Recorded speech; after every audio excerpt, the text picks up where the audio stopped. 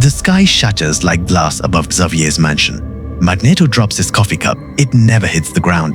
Every piece of metal within a mile radius is already floating, responding to the electromagnetic scream tearing through dimensions.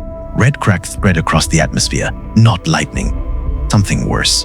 Reality itself is bleeding. Charles Xavier's wheelchair crashes through the garden doors. His face is pale. His hands are shaking. "Eric," he whispers. "I felt her. In the dimensional bleeding. Your daughter.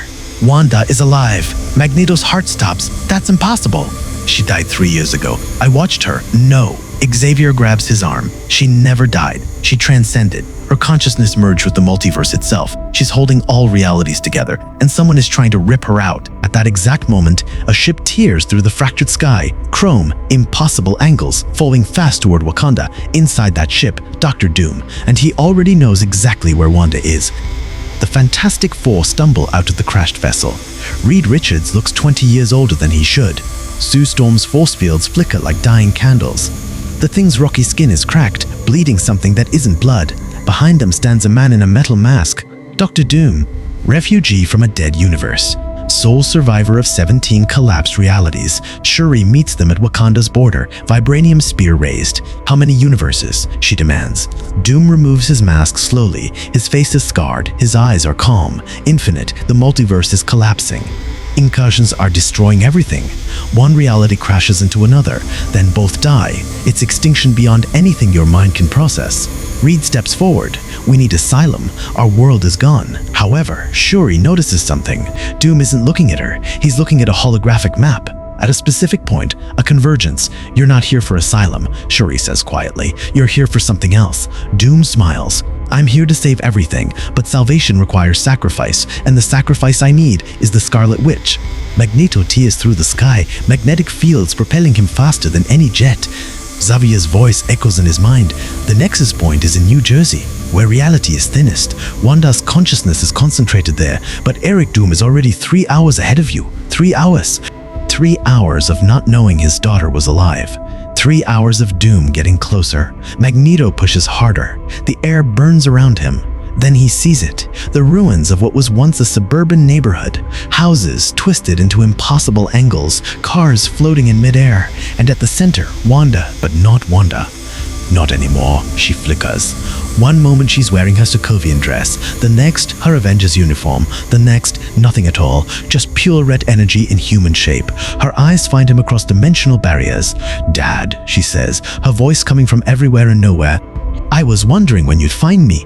Magneto lands hard. His legs almost give out. "Wanda, I thought you were dead." "I was. Then I wasn't. Then I became something else entirely." She floats toward him. Her form shifts and changes with every step. "I see everything now, Dad. Past, present, future. All moments exist for me at once, and I see someone coming. Someone who wants to use me to end the multiverse." "Doom." "Yes." Her expression flickers between sadness and acceptance. "If he captures my consciousness, if he uses my power to reshape reality, the incursions won't stop. They'll accelerate 1,000-fold. Every universe, every timeline, every possibility, gone, instantly." Magneto's blood runs cold. "Then we stop him, together." But the truly shocking thing is, Wanda shakes her head slowly. "You can't stop him, Dad. He's already here." Doom descends from the fractured sky, energy crackling around his armor. "Eric Lanshed," he says calmly, "the master of magnetism. I've read about you in 17 different universes. In 12 of them you died a hero. In 5 you died a monster. I wonder which this will be." Magneto's hands rise. Every piece of metal in the ruins begins to vibrate. "Stay away from my daughter." "Your daughter." Doom laughs softly. "She stopped being your daughter the moment she became a Nexus Being. She's not a person anymore, Eric. She's a cosmic anchor, a tool, and tools are meant to be used." Wanda speaks, her voice echoing. "Victor, I know what you want, Battleworld. A single unified reality under your control. You think you're saving the multiverse. I am saving it. No, you're killing it. If you use my power, the dimensional barriers won't stabilize. They'll collapse completely. Everything dies." Doom pauses. For one moment, just one doubt crosses his face. Then it's gone. "You're wrong," he says. "I've calculated every variable. I've seen the mathematics of creation itself. Battleworld will work. It has to work, because the alternative is extinction." However, Reed Richards appears behind Doom, his body stretched into impossible shapes. Victor, she's right. Sue found the calculations. Your plan has a fatal flaw. Controlling a Nexus Being doesn't stabilize incursions, it makes them exponential. Doom turned slowly. You dare. I dare because I've watched 17 universes die. I'm not watching another one, not like this. The Fantastic Four spread out. Sue's force fields shimmer. Johnny's flames ignite weak but burning. The thing cracks his knuckles. Doom looks at them, at Magneto, at Wanda, and then he does something no one expects. He laughs. You think this changes anything? I don't need to capture her anymore. I just need to accelerate the incursions myself. Let universes collide in controlled patterns. Build Battleworld from their death. His hands glow with power beyond comprehension. If I can't use the Scarlet Witch to save reality, I'll create a new reality from the ashes of this one. At that exact moment, the sky tears completely open. Incursions accelerate across infinite dimensions. Magneto watches in horror as universes begin falling into each other.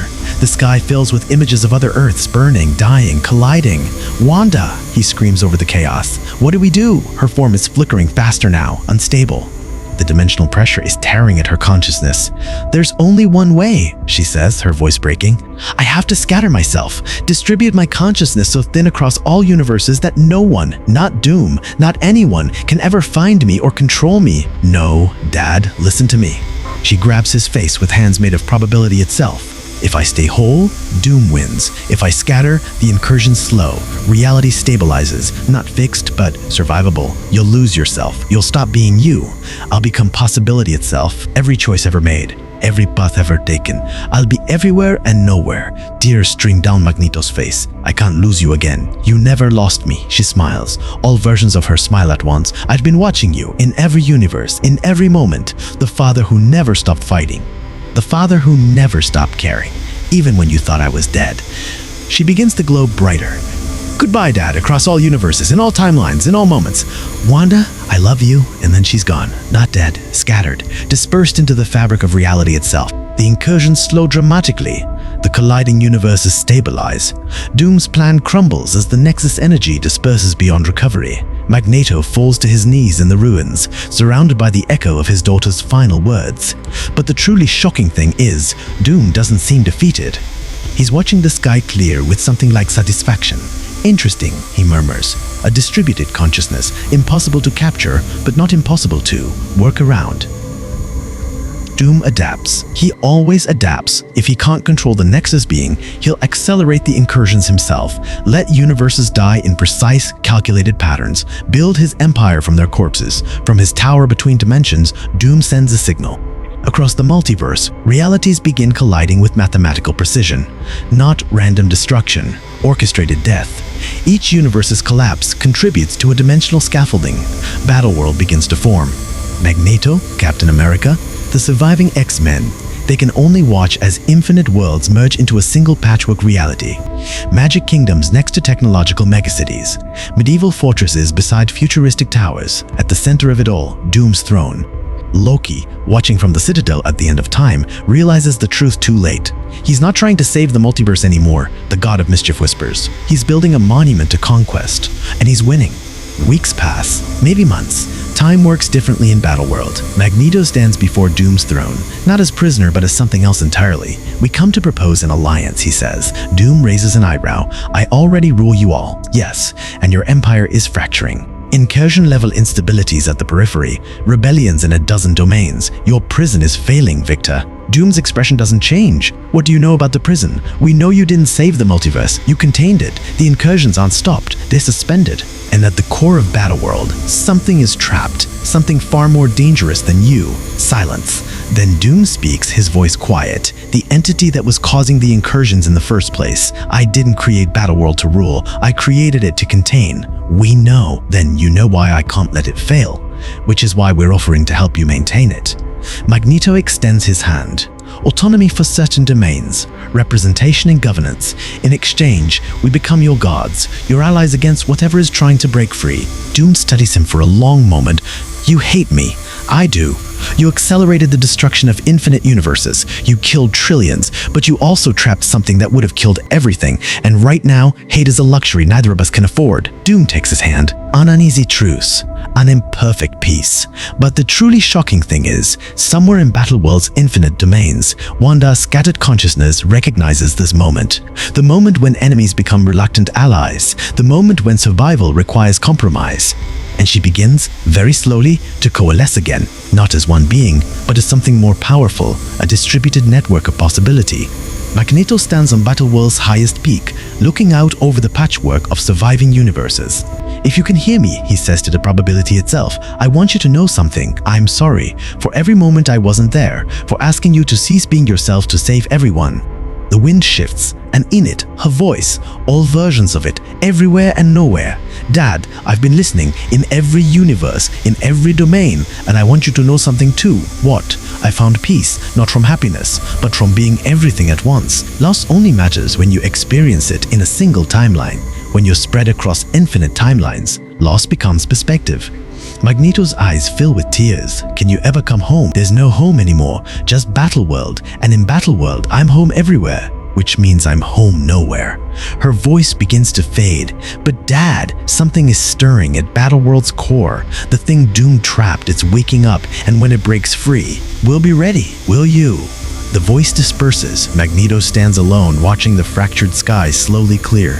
Behind him, in the deep places of Battleworld, something ancient shifts, something hungry, something that has waited longer than universes, and it's almost awake.